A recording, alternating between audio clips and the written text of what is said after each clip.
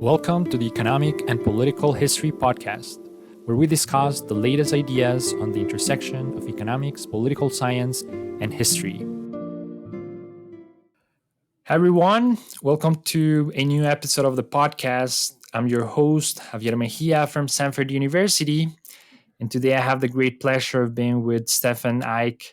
He's assistant professor of government at Georgetown University. And he's the author of a book called The Currency of Politics, The Political Theory of Money from Aristotle to Keynes. It's a book published by Princeton University Press. It was released just a few months ago, and we're going to be talking with Stefan about that book and about his career. Stefan, how are you? I'm well. Thanks for having me. It's great to be here. No, thanks for coming. Let me start by asking you a few things about your life.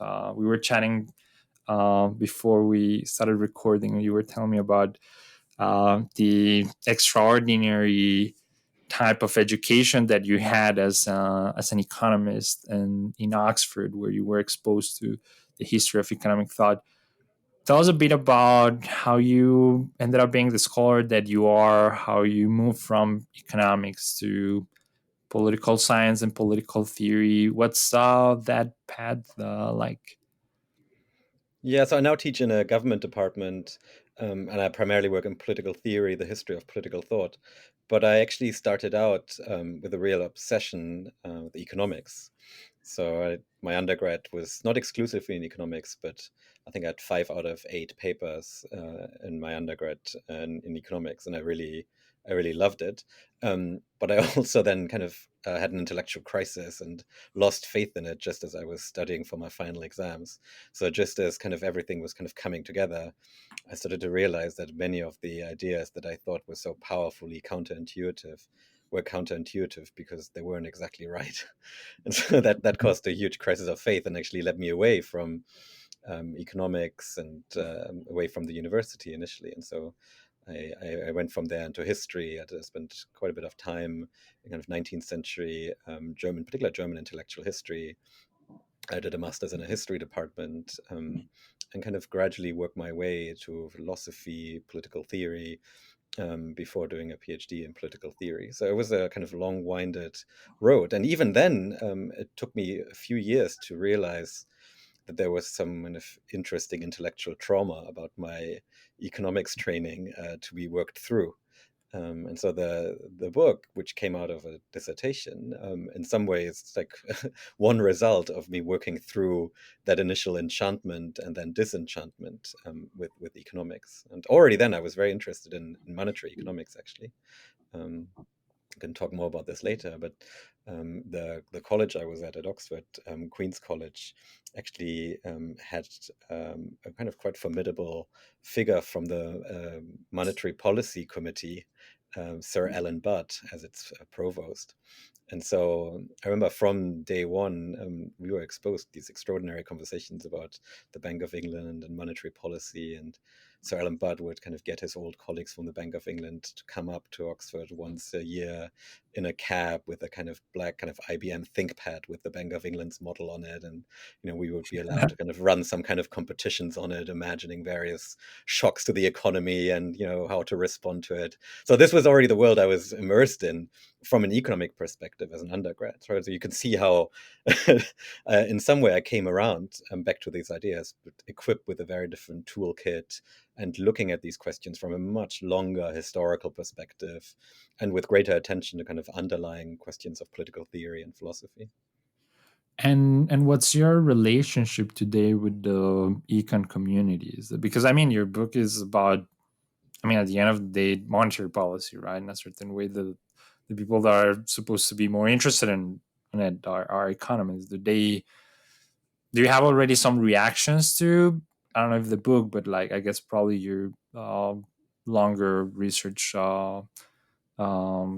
history. Like, what do they pay Well, attention some of carefully? my Are best they friends are economists, so okay? I still do talk to economists. But I think there's a kind of interesting shift kind of happening, or has already happened, within the kind of academic discipline of economics, whereby, even when I talk to friends of mine who are economists, like their interest in money, these questions, is a kind of primarily a kind of a hobby interest that has a only tangential, link to their academic work. This goes back to the kind of problematic status of thinking about money in economics in the second half of the 20th century more broadly, or actually beyond that. um, so even there, it's more a kind of curiosity on their part rather than a real aspect of their academic work.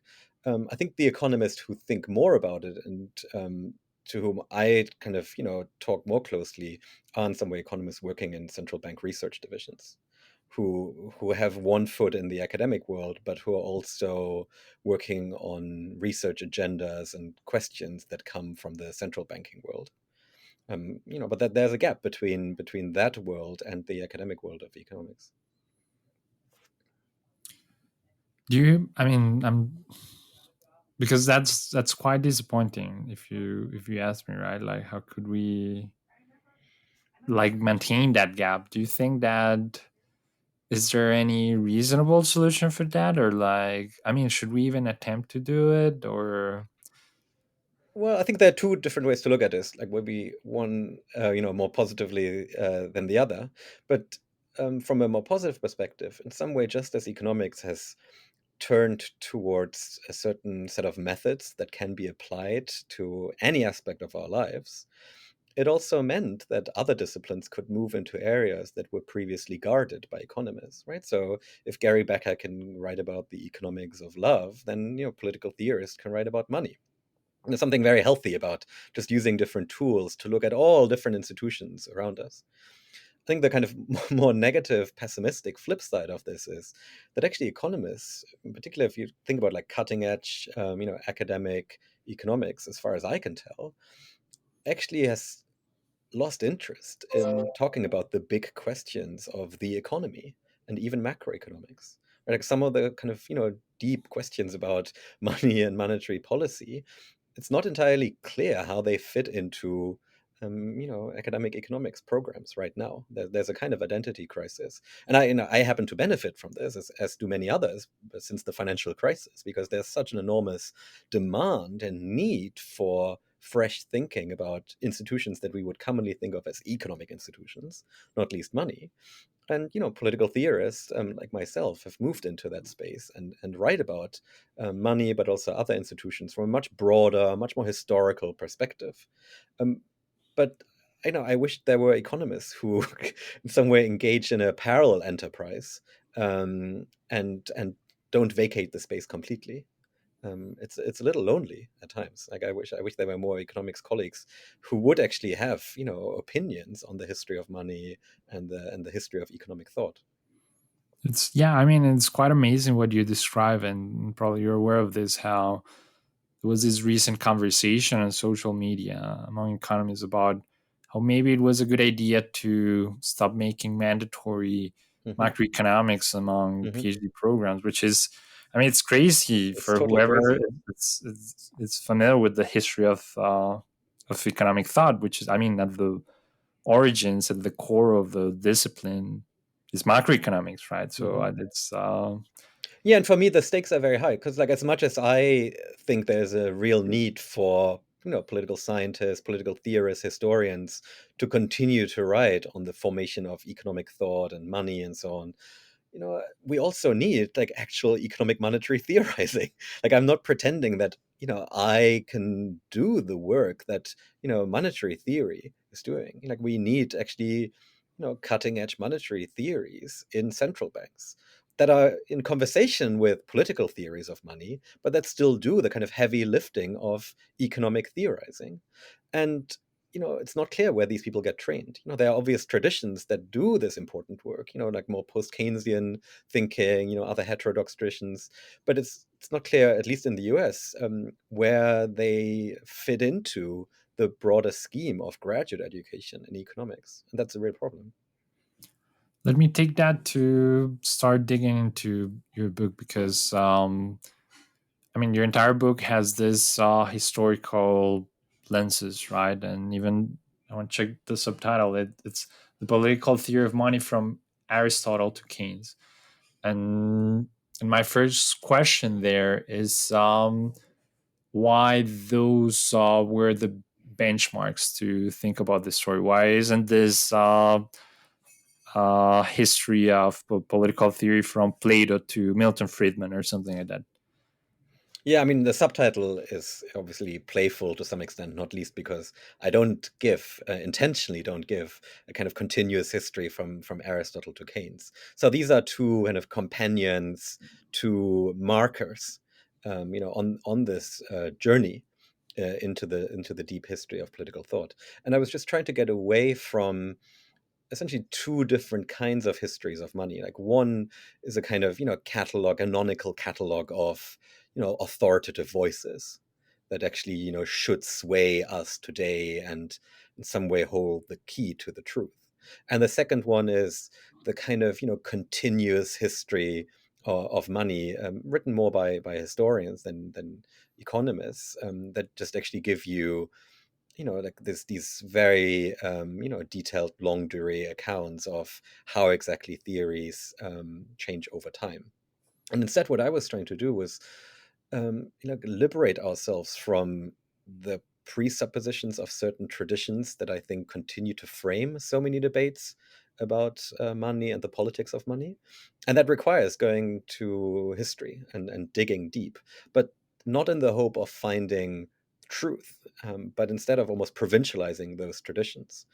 Right? And that actually makes resources available in its own right. I think there's something to be gained from reading the original texts and discovering how the positions in the text themselves are inevitably much more ambivalent, paradoxical, and interesting than the ism that was constructed out of it. But the main purpose for doing this is in some way an act of exorcism, of provincializing those traditions rather than extracting wisdom. Right? And so even when I turn to Aristotle or Keynes, the point is not to kind of revive some neo-Aristotelian conception of what the political theory of money should be, or that like Aristotle's concept of reciprocity is the way in which we should pursue debates about monetary reform. Instead, it's reminding us of different strands, partially forgotten, partially repressed, partially misunderstood, that are inevitably there when we talk about the politics of money, and that we actually need to make visible, need to understand, precisely so they don't hold us captive, so that we can use them when we want to, but we can also, keep our distance from them at other points. And so that's partially my justification for jumping through these. And the books, I call them kind of wormholes opened up by footnotes, or like jumping from Aristotle to Locke and like seemingly ludicrous maneuvers of Mhm. neglecting huge parts of thinking about money. But my point again is not to provide a continuous history. There are many other parallel strands of thinking about money that are not discussed in the book, but instead I wanted to pick up some of the figures that I think exercise extraordinary sway still today over the way in which money is discussed. So let's try to do that and go through these figures that you explicitly picked, and let's try to, I mean, help me trying to identify the things that we have forgotten that maybe are relevant for today's reflection on money. So the first one is Aristotle, right? And you already mentioned the important role that he gave to reciprocity and how that matters if you're, depending on the type of exchange maybe that you're considering. What's the story there, and what is the thing? What's the takeaway with Aristotle? Yeah, the problem is rarely simply forgetfulness, but the problem is that we partially forget, partially distort, or often also repress. And it's often like repressed ideas that exercise all the more influence over us, but we're not aware of it. Or often ideas also can exercise influence by being disappointed rather than waiting for us to be realized. I think Aristotle is a very complex case of several instances of this. And I didn't start out thinking I would open the book with Aristotle. It was something again that came from pushing back the footnotes and references from the modern texts, like from Marx and Locke and so on. Again and again, Aristotle would appear in Mhm. various different guises. If you look at Schumpeter's account, again, Aristotle has a foundational role, and it seemed very hard for me to make sense of the different Aristotles that were at play there, right? Like depending on which perspective you take, there are accounts of Aristotle as a kind of or metalist, a kind of early thinker of metalist money, but there are also accounts of Aristotle as a nominalist thinker, who insisted on the analogy between money and law. And so part of the attempt to engage with Aristotle as the kind of site of all these conflicting interpretations is to lay out how they all capture different aspects of a profoundly ambivalent account of money that is at once aware of the political hope invested in this new form of money that started circulating only a few hundred years before Aristotle's birth, namely coined money issued by Greek city-states, right? So there's some economic history that one has to engage in, kind of bring back a kind of history of the Greek polis developing hand in hand with the introduction of coined money. So there's an enormous hope invested in coined money that Aristotle picks up on and theorizes extensively as a potential source of civic reciprocity alongside law and speech.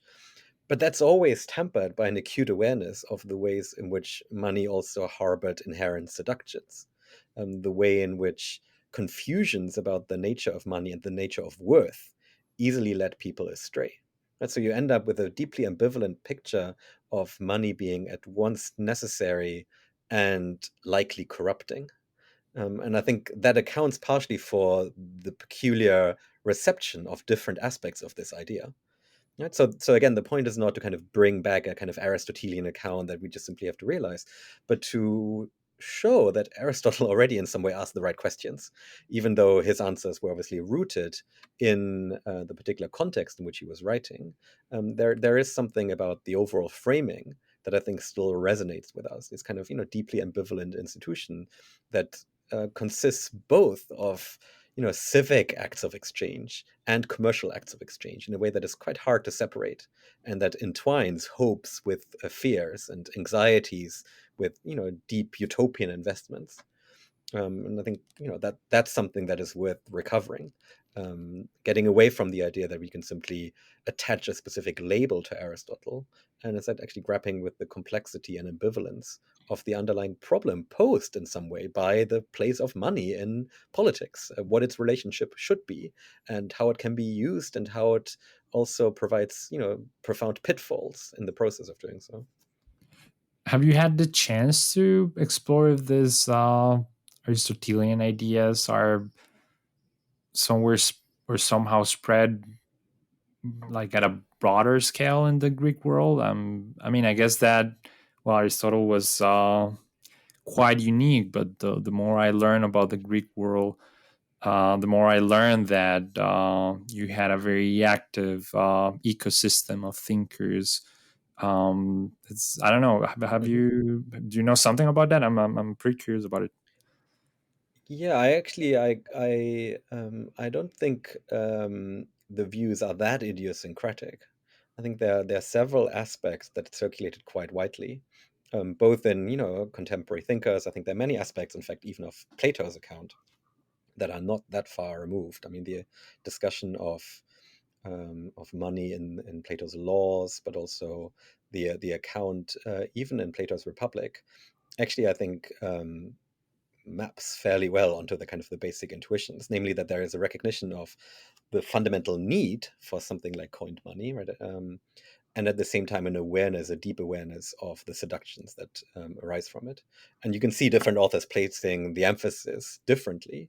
But overall, I think he's not so much the exception or the idiosyncratic case of a peculiar thinker here, but reflects much more a deep and profound engagement with, again, this fairly new institution. Not entirely new, but an institution that arose alongside the polis. So it's not at all surprising that anyone reflecting on the nature of these new kind of laws within the polis, Mhm. the nature of citizenship, would also think about the nature of coined money and its relationship to more abstract categories of wealth, for example, that extend further back. And that So in some way that maps onto the economic history. This is something that blew my mind when I initially got interested in this, of just how widespread the practice was of individual city-states coining their own money. There were like 500 individual mints producing coins for different city-states, like extraordinary fragmented monetary map.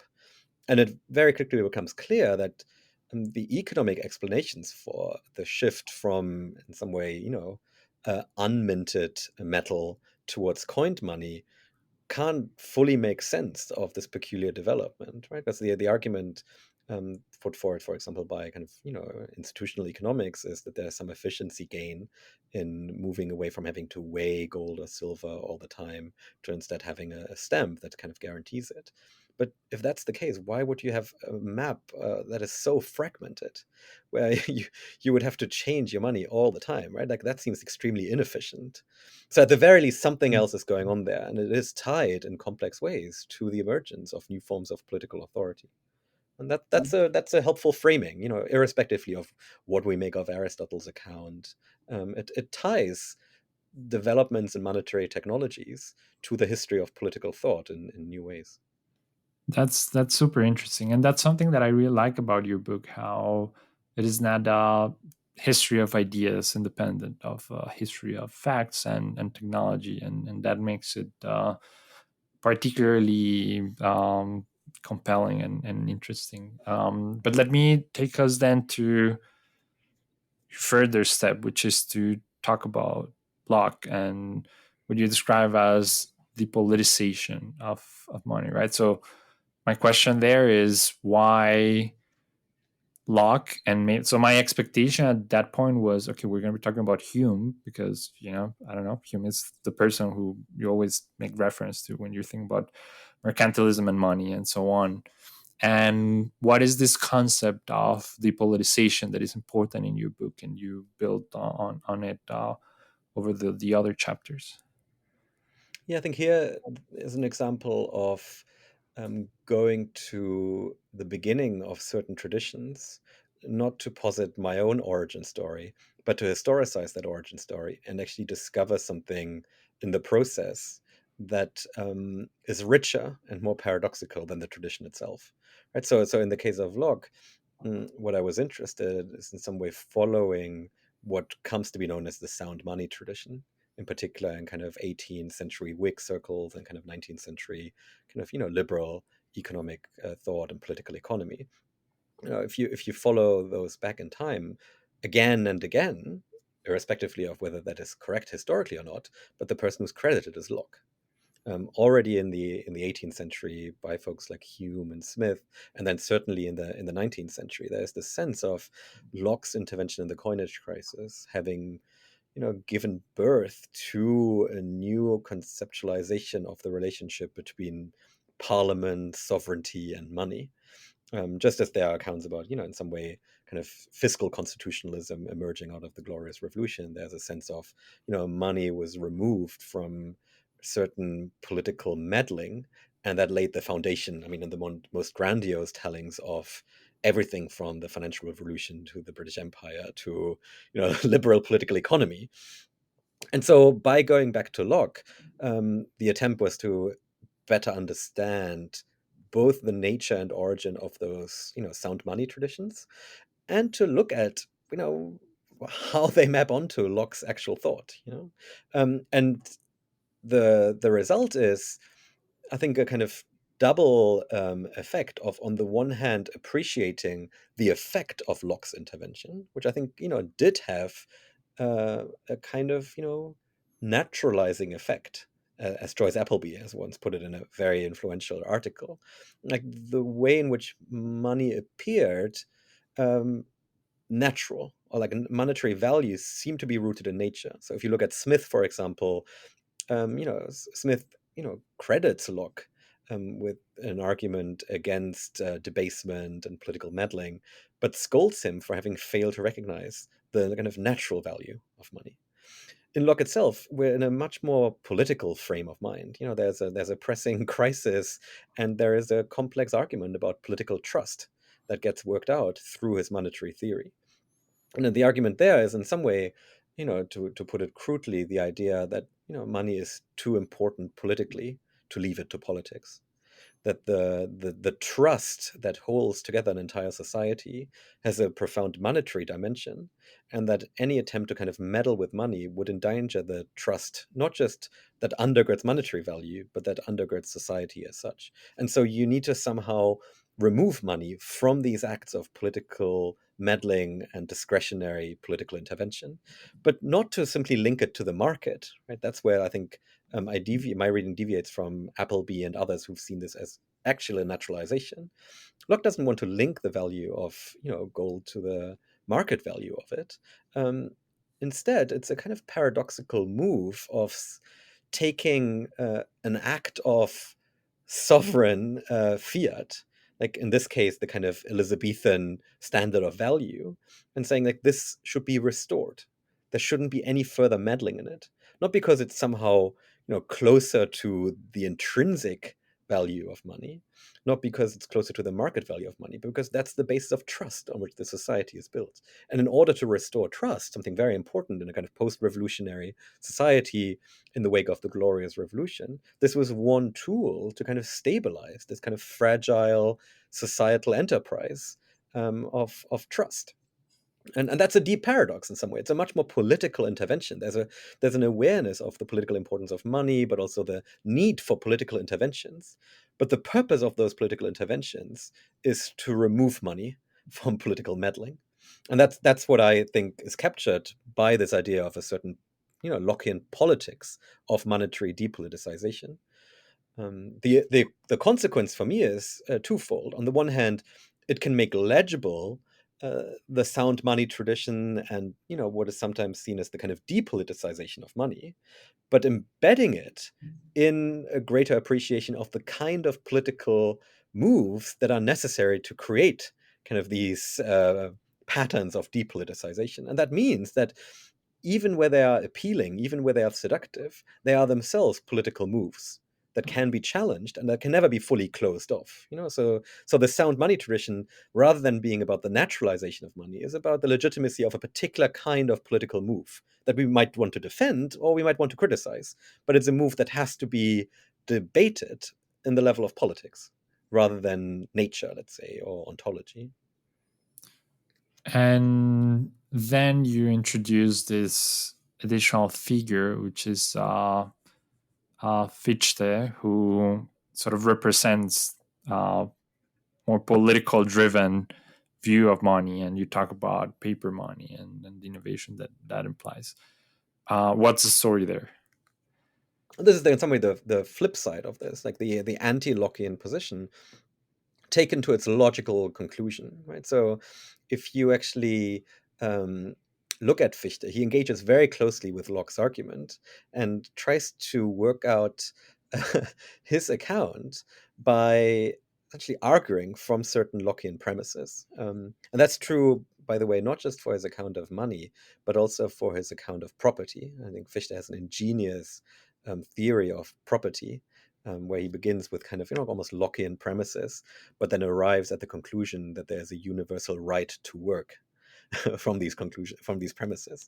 And he does something similar with regard to money, but the way he does it is to kind of shift the concern with trust into a different dimension.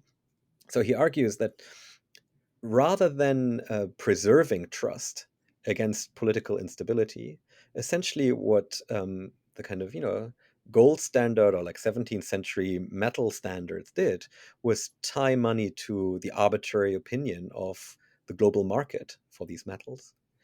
And rather than rooting things in nature and removing them from political opinion, the effect is the exact opposite.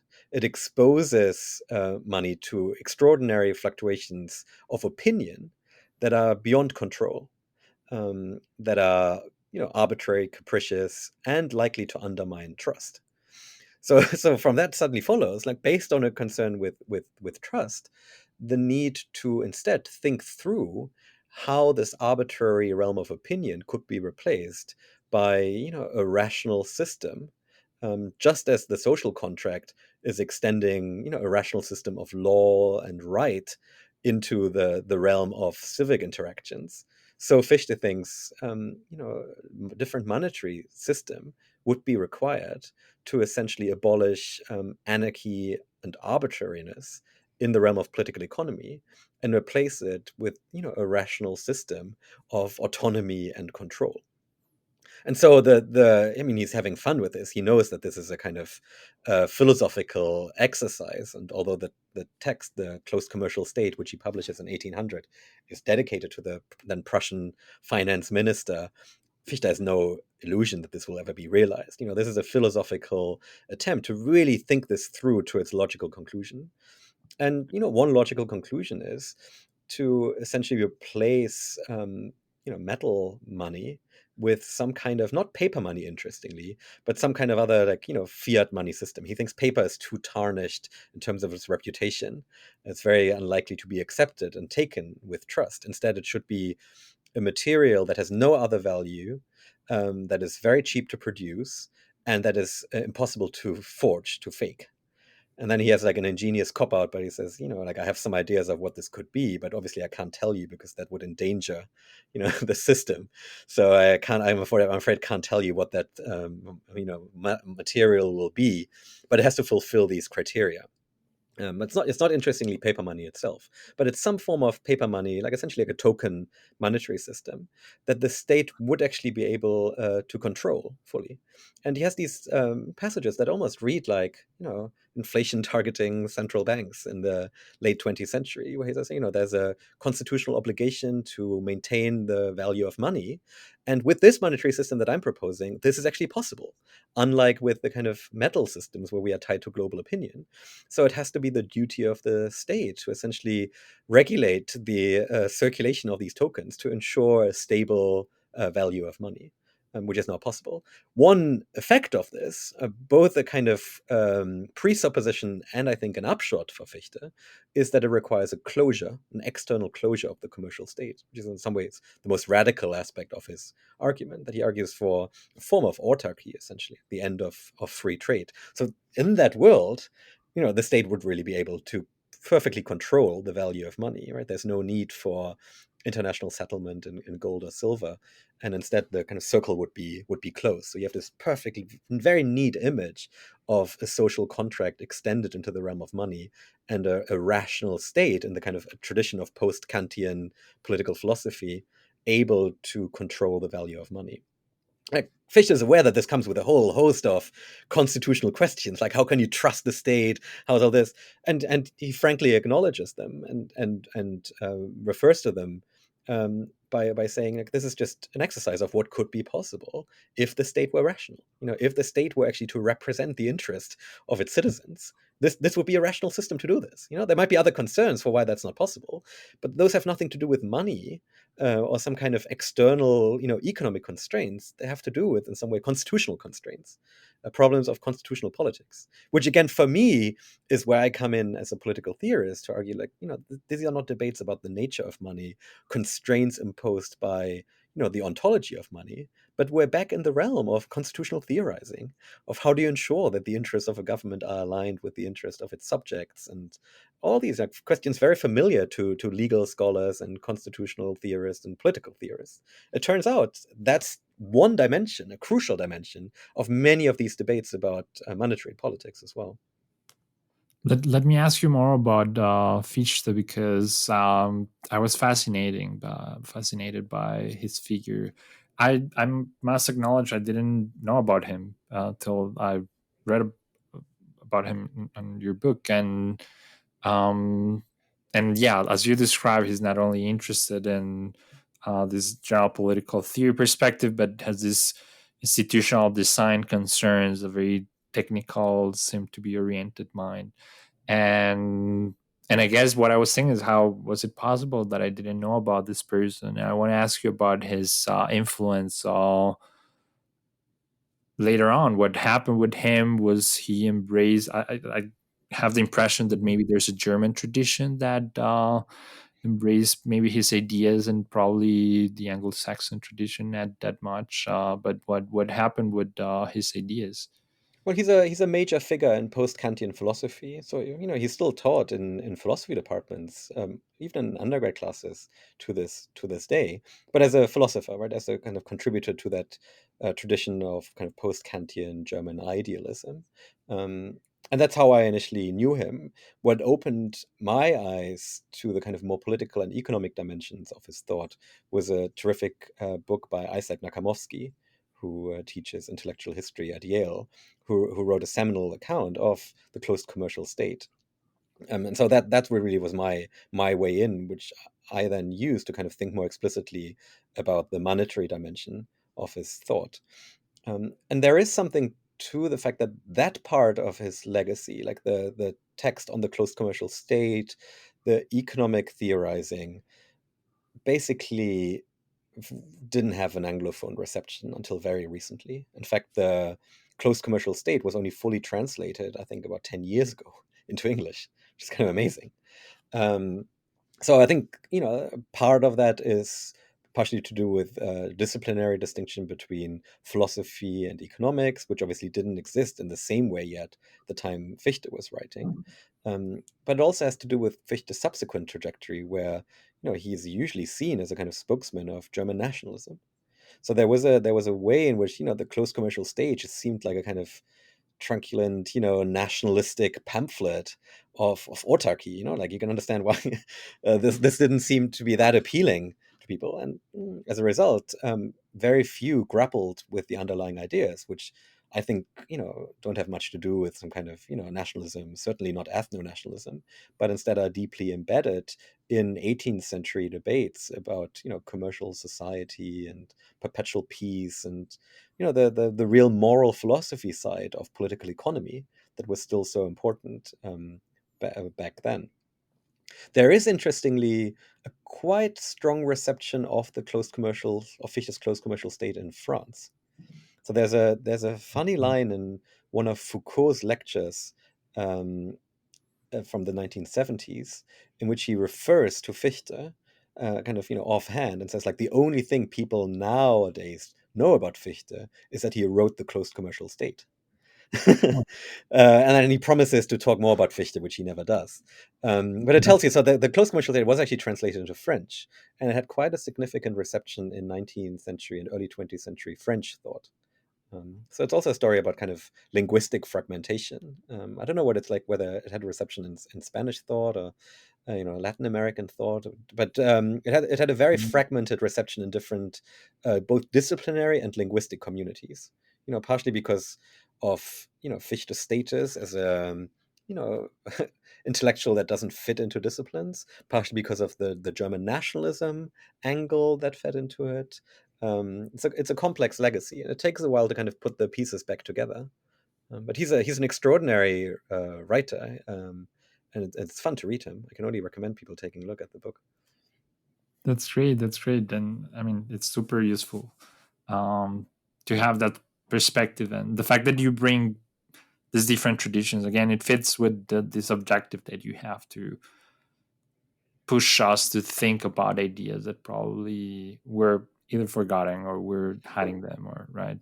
Yeah, or But like in the case of Fichte, I mean, in some way, this is not so much an idea that no one had thought of. Like this is not like a forgotten idea that we finally should be thinking about. Instead, you know, I think when people read the Fichte chapter, it's very hard not to think of, some form of MMT or monetary sovereignty, debate going on today, right? So in some way, the point of introducing Fichte is not to say, oh, here's this, completely forgotten idea, like maybe we should align money with sovereignty. Like, no, this is a very well known idea, but very few people understand either the lineage out of which it comes, or the way in which it was actually formulated specifically in conversation with Lockean ideas about sound money, about ideas about trust and the international monetary system, right? Like only when you actually go back to Locke himself, rather than just simply sound money tradition, Fichte himself, rather than just simply the idea of monetary sovereignty, that you can begin to have a debate. You can begin to see the stakes.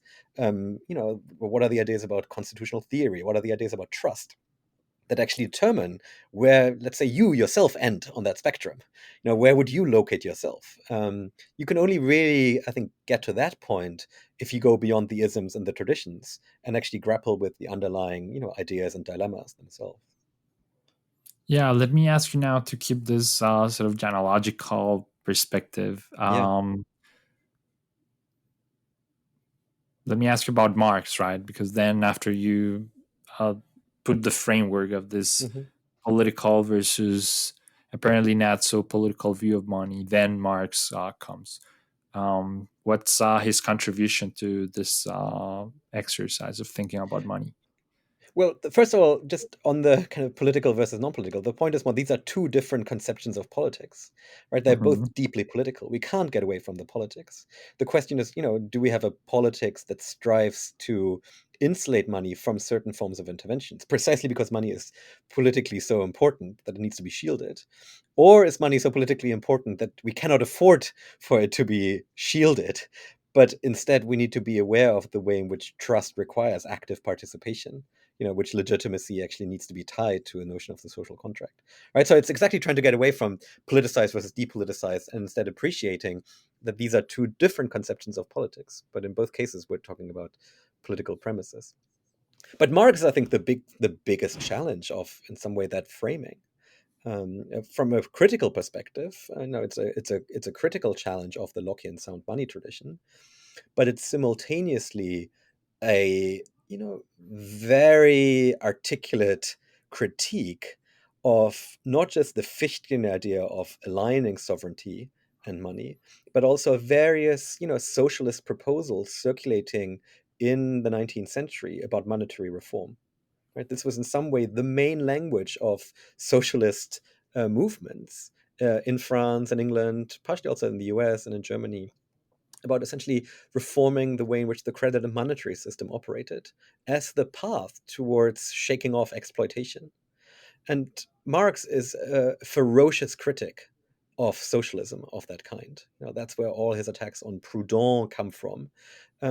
Like the entire move towards an analysis of capital and a particular kind of form of production unique to capitalism is an attempt to show that these various socialist proposals for monetary or credit reform have essentially things backward, that they are trying to fix a symptom while refusing to touch the underlying structure of production, and that they, as a result, will at best have no effect, or at worst, and in a muddle.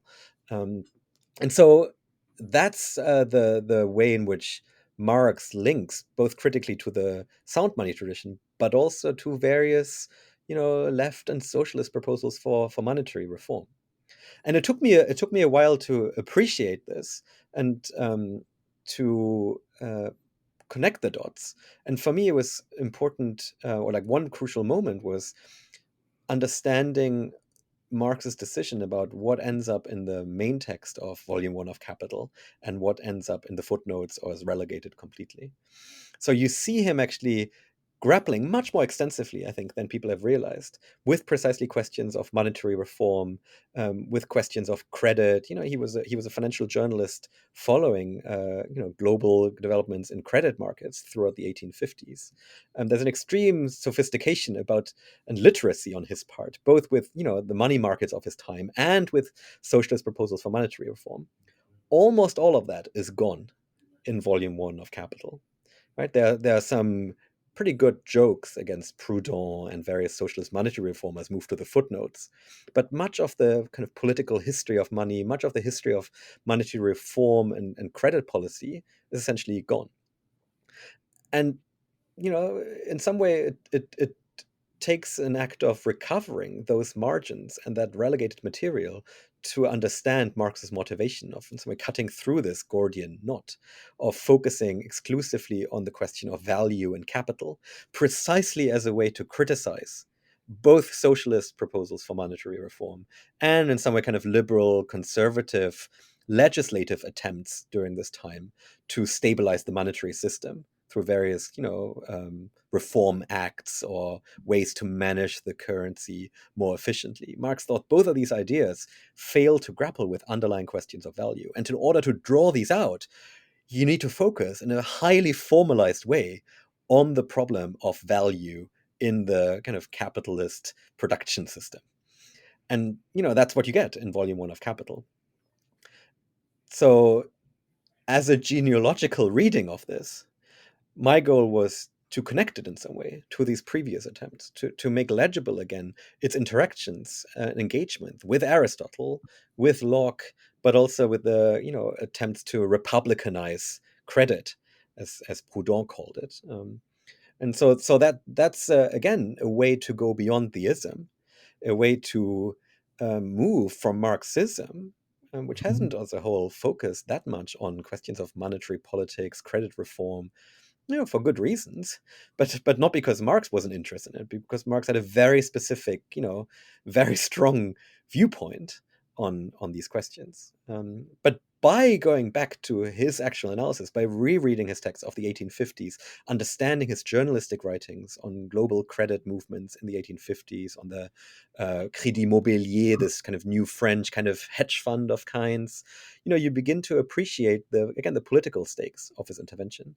Why he thought this was just both analytically and politically confused to focus on monetary reform, and to open up, that political question, which in some way, one that one can repose again, even if one agrees with his analytical stance. One can ask whether today this is maybe a more promising area for political struggle, than it was during his lifetime. I mean, your answer inspired me to move us right away to some policy controversies of today, but I'm going to control myself because I want us to finish the discussion on the historical dimension of your book. And we have left still Keynes and Mhm, what happens after Bretton Woods, right? mhm. So, how would you summarize that part of the book?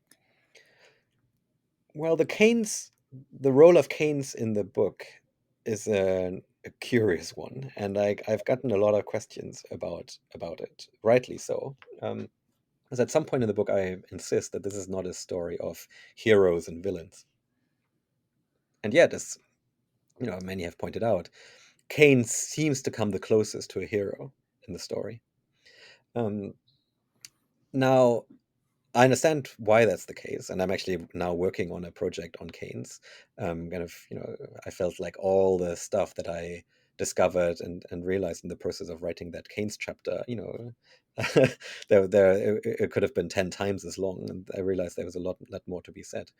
But I never thought of Keynes as the kind of figure that simply offers us the way out, as the kind of hero that redeems the story or simply tells us what to do. Again, this was not an exercise of recovering wisdom or telling us, what solutions we should adopt today.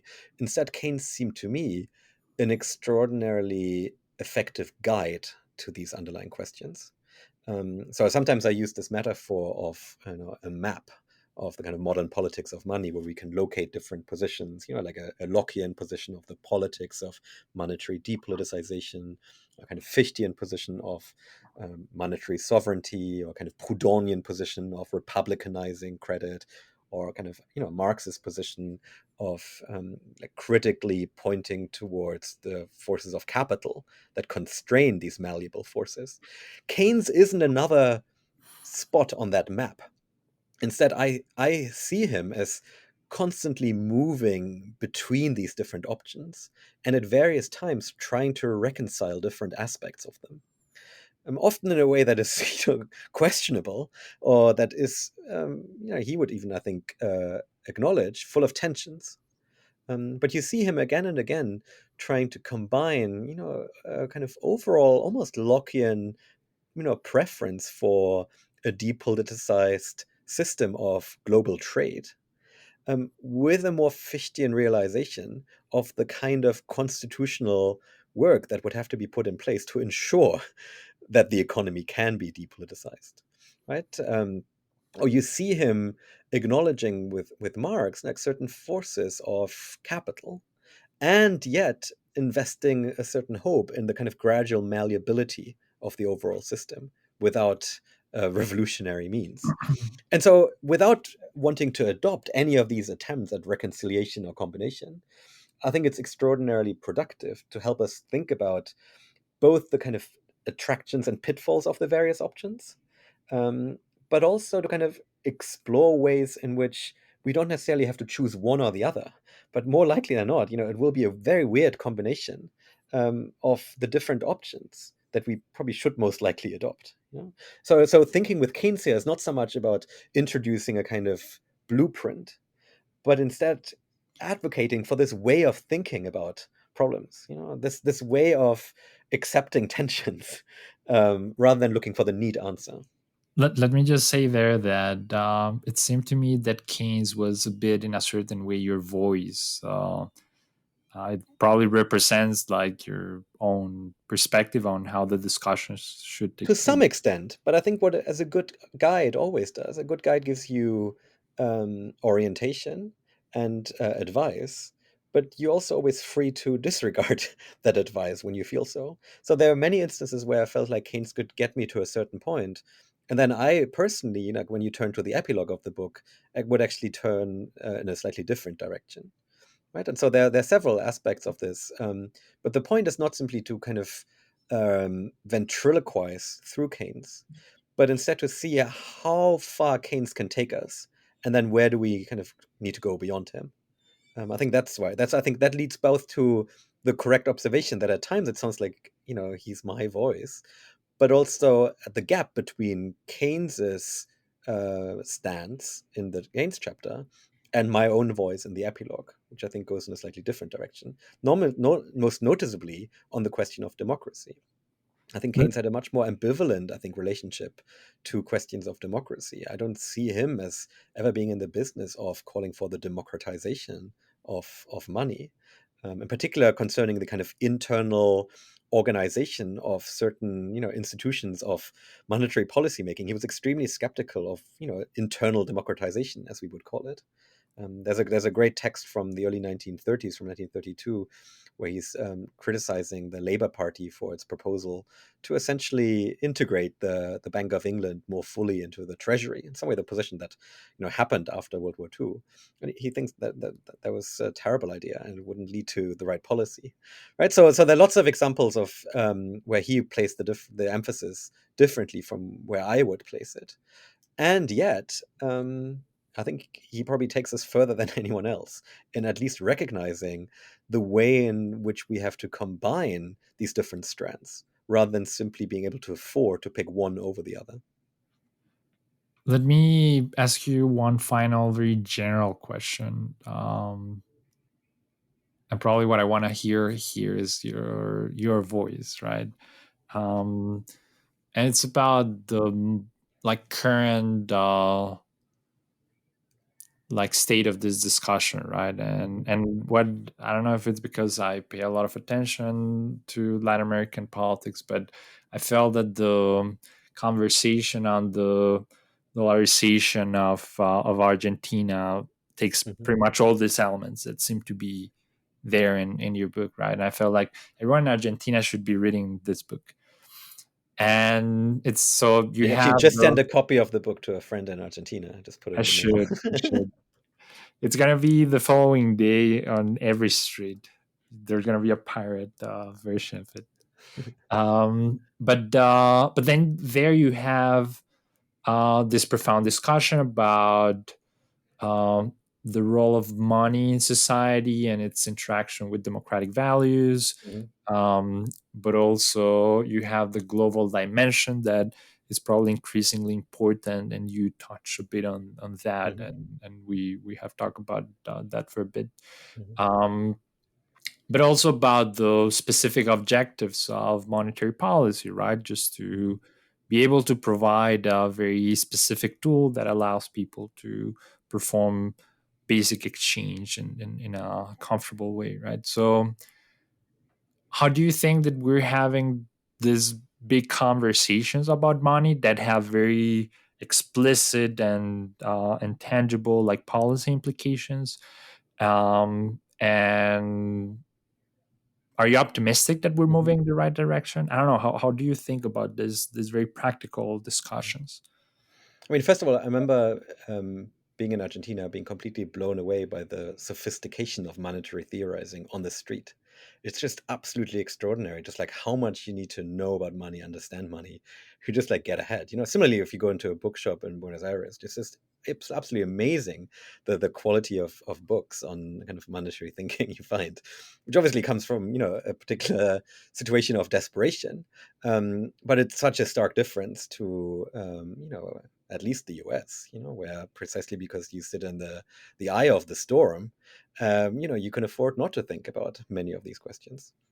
I think that's for me the way in which I would respond to your question as well. That there's a deep irony here that is not entirely surprising if you kind of appreciate the global hierarchies of the international monetary system, but in some way it's those places that can least afford, that have the least room for maneuver, where those ideas seem most appealing and are most intensively discussed.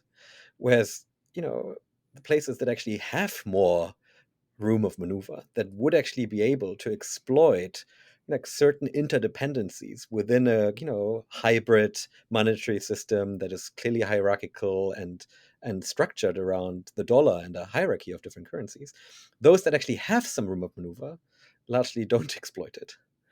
Um, and I have to say that actually maps onto, I think, the reception of the book in some way. Like there has been, I think, by far the least interest from the US. Like this is still something that is just not part of American political discourse. Like only on the fringe right does anyone ever talk about the Fed. You just cannot, like it removes you from polite society in DC. You just cannot talk about these things, or you at best seen as wildly irresponsible. And similarly, those people who don't think about the Fed and are not on the inside just like don't even see the way in which they're sitting on top of a global hierarchy of money. It's just something that is so taken for granted and natural that you don't really think about the questions of power underlying it. Whereas those people who are perfectly aware of the questions of power embedded in the global monetary system tend to be in places of that system where you have the least freedom of movement, where you have the least ability to actually shape that system. I don't know how to respond to that, but I can tell you that more than once, that mapped onto my experience about how the book was read, um, and I guess it's in some way a confirmation of the way in which power operates, but without a straightforward solution to it. It actually gives me a kind of slightly claustrophobic feeling, a sense of I'm not entirely sure how to get out of that. Um, Maybe you have some ideas.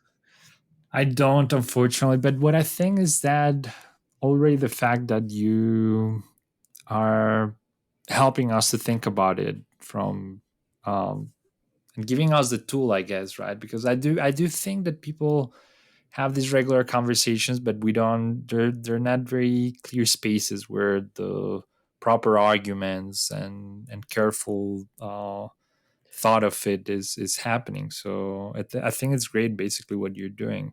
And I think that was for me at heart, I think the single most important thing. Like both in terms of the lack that motivated this, but also the one thing that I hope the book can do, which is precisely to at least help us like begin to cultivate a better language with which we can discuss this, right? To give us some historical orientation and some encouragement that, the language is possible to craft. In some ways, it already exists, and we just need to kind of dare to have that conversation. That doesn't change the underlying relationships of power, but it does actually allow us to begin to at least see like certain political questions that lurk behind seemingly banal economic institutions, and to begin to analyze the structures of power that dictate the way in which decisions are being made.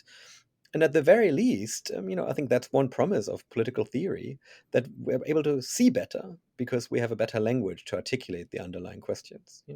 If the book can contribute in any way to that, I would be extremely happy.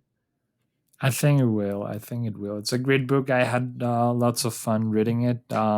let me thank you for taking the time to chat with us. Thank you so Um, much, Javi. yeah, I hope to continue this conversation soon.